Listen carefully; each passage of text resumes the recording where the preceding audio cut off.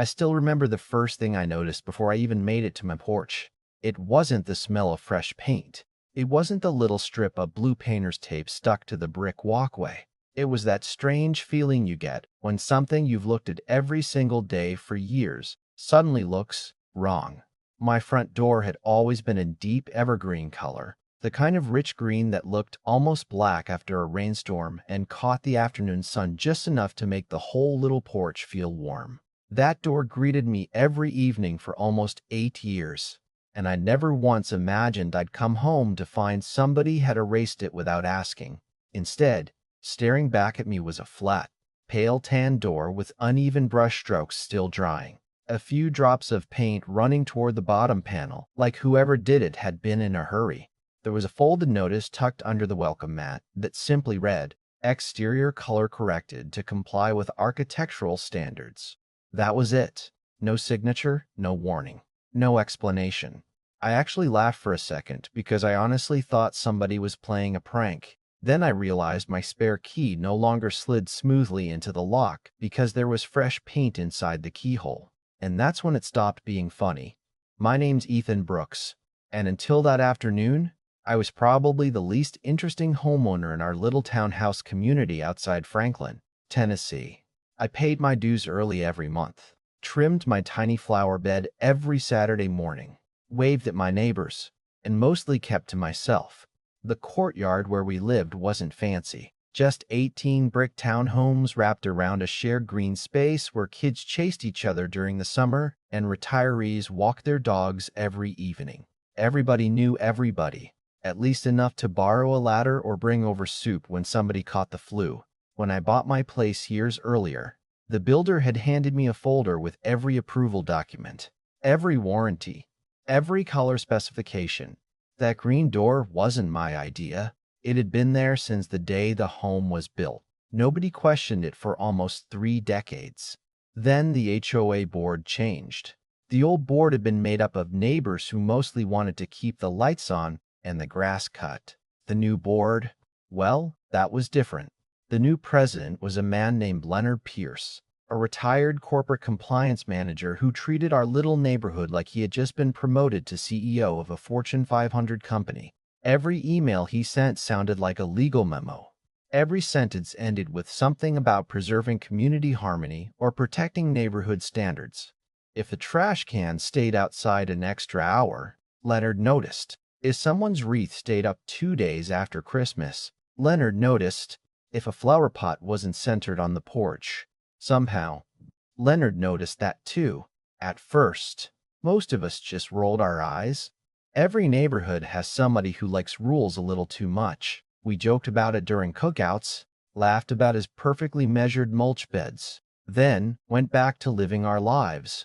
I certainly never expected his obsession with uniformity to land on my front porch. I picked up the notice and walked inside, still staring at that awful tan color through the glass storm door. My neighbor, Mrs. Collins, happened to be watering her roses across the courtyard. She looked over, lowered the hose, and quietly said, "I wondered when you'd get home." I asked her what she meant. She hesitated before answering. 3 men came this morning with a truck from the management company. They taped everything off, painted your door, and left. I asked if they had the wrong house. One of them said the board approved it. That sentence bothered me more than the paint itself. Approved it, as though somebody else had voted on part of my home while I was at work. I called the management office immediately. The receptionist transferred me to the property manager, a woman named Karen, whose voice carried that practiced customer service tone people use when they already know you're upset. Before I could finish explaining, she interrupted. "Mr. Brooks, the correction was authorized under the Architectural Consistency Initiative." Correction? What exactly needed correcting? There was a short pause before she answered. "Your previous door color wasn't consistent with the updated visual standards." I actually looked back through my window at the same door that had existed longer than half the people on that board had lived there. "Karen," I said as calmly as I could, "that color came with the house." She sighed like she'd had this conversation already. "The board is standardizing the appearance of the community. This wasn't intended as a penalty." think of it as a courtesy improvement. A courtesy. I don't know why that word irritated me more than anything else, but it did, because when somebody paints part of your home without asking, spends your afternoon making decisions about your property, then tells you they did you a favor, that's not courtesy. That's control dressed up as kindness. I hung up before I said something I'd regret, made myself a cup of coffee, dug out the original binder the builder had given me all those years ago, and spread every document across my kitchen table. Something about this whole thing didn't feel right, and deep down I had a feeling this wasn't really about a paint color at all. It was about whether people with a little authority believed they could quietly rewrite the rules whenever they felt like it. And that feeling turned out to be exactly where this story really begins. I spent the next few hours doing something I hadn't done since the day I bought the townhouse, actually reading every page of the governing documents, instead of assuming the people running the HOA knew what they were doing. Somewhere around midnight, with cold coffee sitting beside me and papers covering the entire dining table, I found the section I had been looking for. It wasn't hidden or buried in legal language. In fact, it was surprisingly clear. Any exterior modification initiated by the association required written notice to the homeowner before work began, along with an opportunity for the homeowner to respond. I read it 3 times just to make sure I wasn't imagining it. Then I opened Tennessee's Homeowner Association statutes online, expecting something vague that wouldn't really help me. Instead, I found almost the same principle repeated there. Notification mattered. Due process mattered.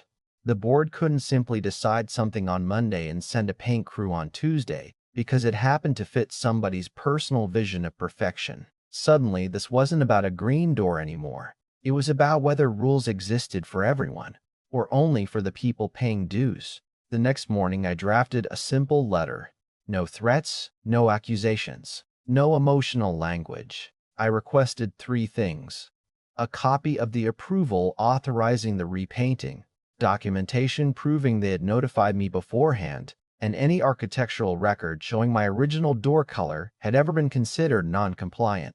I mailed copies to both the management company and every board member by certified mail. Then I waited. Waiting turned out to be the hardest part.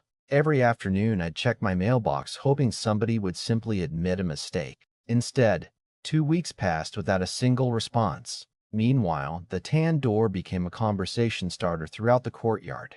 My neighbor Rick stopped me while walking his Labrador and asked, "You repainting the whole place?" When I explained what happened, he frowned. "They can do that?" Across the courtyard, Mrs. Collins quietly admitted Leonard had recently criticized the color of her flower boxes because they were too vibrant for the neighborhood aesthetic. Another neighbor mentioned receiving a warning over a bird feeder hanging 2 inches outside the approved location. Individually, these sounded ridiculous. Together, they painted a picture of a board slowly convincing itself that preferences were the same thing as authority. After another 2 weeks of silence, I sent a second certified letter.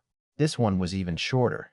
I simply noted that my previous request remained unanswered and that I expected the documentation required by the governing documents. 3 days later, an email finally appeared. The subject line read, "Board response." I opened it expecting attachments.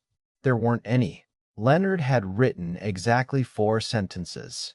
"Mr. Promency Brooks, your correspondence has been reviewed. The board unanimously supports the actions taken under our Architectural Consistency Initiative. No further action is planned at this time." That was it. No records, no proof, no explanation, just confidence. It struck me then that people become most dangerous when they stop believing they have to explain themselves. I stared at the screen for a long time before smiling, not because I was happy, because I realized they had just made a very expensive mistake. The following morning, I contacted the state office that handled community association compliance questions. I wasn't looking to file a lawsuit or start a television-worthy neighborhood war. I simply wanted somebody outside our little bubble to tell me whether I was missing something. A woman named Denise called me back 2 days later.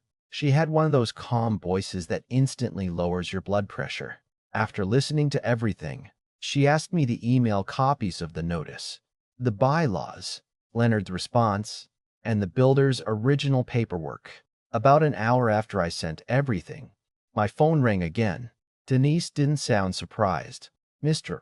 Brooks," she said, "based on what you've provided, it appears your association failed to follow its own notification procedure before altering your property." I leaned back in my chair. "So I'm not crazy," she laughed softly. "No. And that's actually more common than you'd think." She explained that the state couldn't force the HOA to apologize or repaint my door, but it could confirm whether the association appeared to have ignored its own governing documents. Then she suggested something I hadn't considered: request an internal hearing. Make them explain the decision in front of the entire board. It was such simple advice that I almost overlooked how powerful it really was. Boards like making decisions behind closed doors. They tend to become much less confident when they have to defend those decisions publicly. I submitted my hearing request that afternoon. The meeting wasn't scheduled for another month. During those weeks, something interesting happened. Leonard started avoiding me. Before all this, he'd wave whenever we crossed paths. Now he'd suddenly become fascinated by his mailbox or pretend to answer phone calls whenever we happened to be outside at the same time. Karen from the management office became unusually polite whenever I emailed. Even neighbors who had never cared about HOA meetings started asking when mine would be. Apparently, word had spread. One Saturday morning, while trimming my hedges, Mrs. Collins walked over carrying 2 glasses of iced tea. She sat on my porch, looked at the tan door, and quietly said, "You know, I think they're counting on you getting tired." I smiled. "They're probably right. I am tired." She nodded. "Just don't confuse being tired with being wrong." Funny how the shortest conversations sometimes stay with you the longest. Hearing day finally arrived. The clubhouse looked exactly like every HOA clubhouse in America. Folding chairs, beige walls, stale coffee, fluorescent lights that somehow made everyone look exhausted. 3 board members sat behind a long table while Karen typed meeting notes beside them. Leonard occupied the center chair wearing a navy blazer despite it being nearly 80 degrees outside. He looked prepared for a corporate presentation. I carried nothing except a thin folder containing photographs, copies of the builder's approval documents, certified mail receipts, the state guidance email, and the section of the bylaws highlighted in yellow. Leonard began with his usual formal introduction before inviting me to speak. I stood, took a slow breath, and placed the first photograph on the table. "This," I said, "is my front door the week before your contractors painted it." Then I placed the second photo beside it. Fresh tan paint, tape hanging from the hardware, wet brush marks. Nobody interrupted. I slid over the builder's original paperwork showing the approved exterior color schedule dating back to the construction of the neighborhood. Then I placed the highlighted bylaw beside it. "Can someone show me where written notice was sent before my property was altered?" Silence. Leonard cleared his throat. "The board acted in good faith to improve visual consistency." I nodded. "That wasn't my question." He shifted slightly. "The initiative was broadly discussed during previous meetings. Public discussion isn't written notice," I replied. Karen stopped typing for a second. One of the other board members looked down at his copy of the bylaws instead of at me. I continued. "Can anyone provide documentation showing my original color was ever unapproved?" Another silence. Finally, Leonard answered. "The board determined uniformity was in the community's best interest."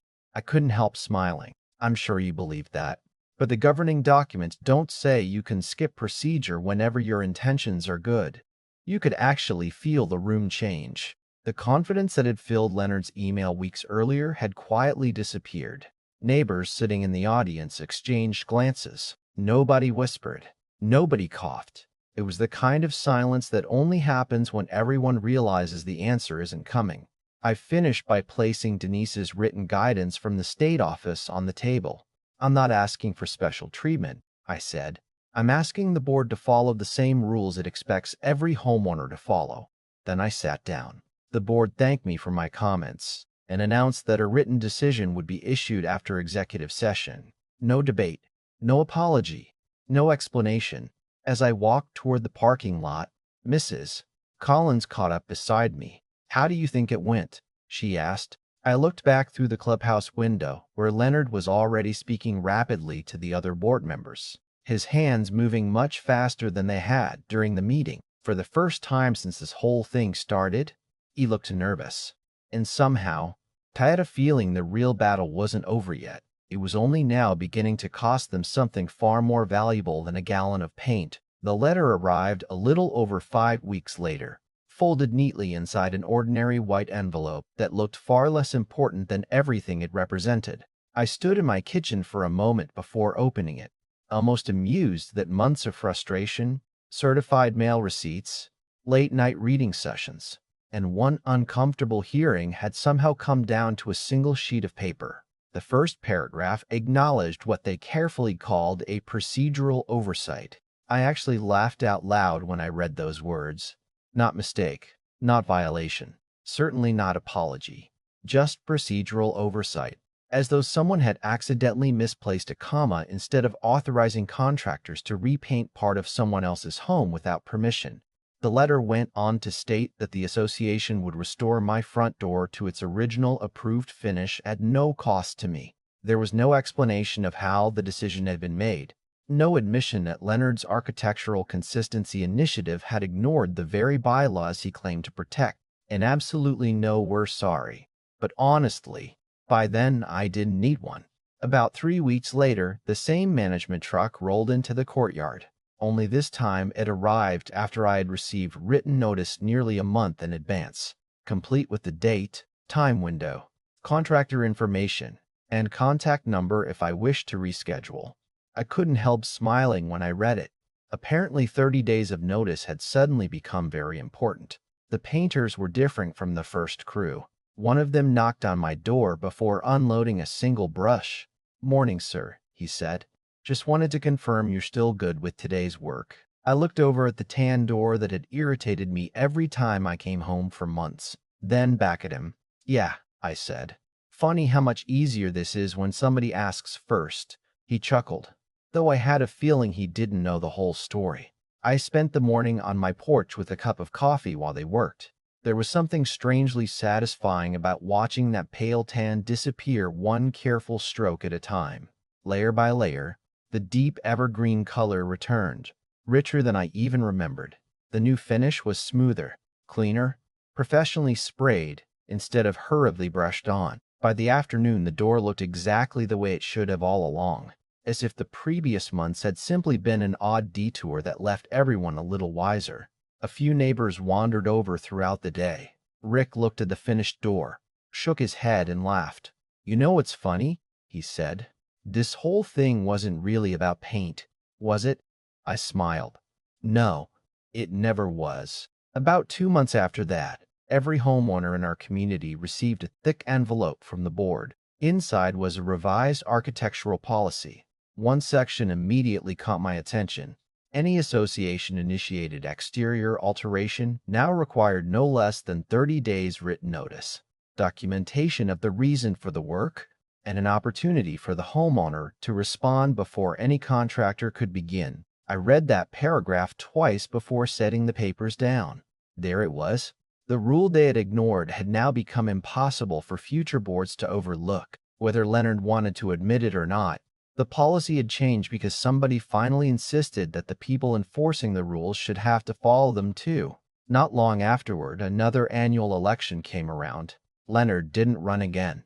I don't know whether he stepped aside voluntarily or simply realized the neighborhood had grown tired of leadership that confused authority with ownership.